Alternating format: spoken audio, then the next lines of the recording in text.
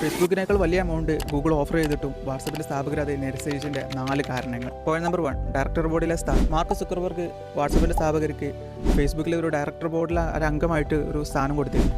പക്ഷേ ഗൂഗിൾ അങ്ങനത്തെ ഒരു ഓഫർ കൊടുക്കാൻ തയ്യാറായിരുന്നില്ല. Point 2, the ad problem. വാട്സപ്പിന്റെ സ്ഥാപകർ അവരുടെ ആപ്പിൽ ആഡ് കൊണ്ടുവരുന്നത് ശക്തമായി എതിർത്തിരുന്നു. എന്നാൽ അന്ന് ഗൂഗിളായിരുന്നു ഏറ്റവും വലിയ ആഡ് കമ്പനി. ഫേസ്ബുക്കും അന്ന് പരസ്യത്തിനെ ഡിപ്പെൻഡ് ചെയ്തുകൊണ്ടുള്ള ഒരു കമ്പനി ആണെങ്കിൽ പോലും വാട്സപ്പിൽ പരസ്യം കൊണ്ടുവരാൻ താൻ നിർബന്ധിക്കില്ല എന്ന് സുക്കർബർഗ് ഇവർക്ക് വാഗ്ദാനം നൽകിയിരുന്നു. എന്നാൽ പിന്നെ വാട്സപ്പിന്റെ സ്ഥാപകർ ഈ എല്ലാ വാഗ്ദാനം നൽകിയ ഫേസ്ബുക്കുമായിട്ട് തെറ്റിപ്പിരിഞ്ഞ് ഒരു കമ്പനിയിലെ സ്ഥാനങ്ങളെല്ലാം രാജിവെച്ച് കമ്പനിയിൽ നിന്ന് പുറത്തുപോയി.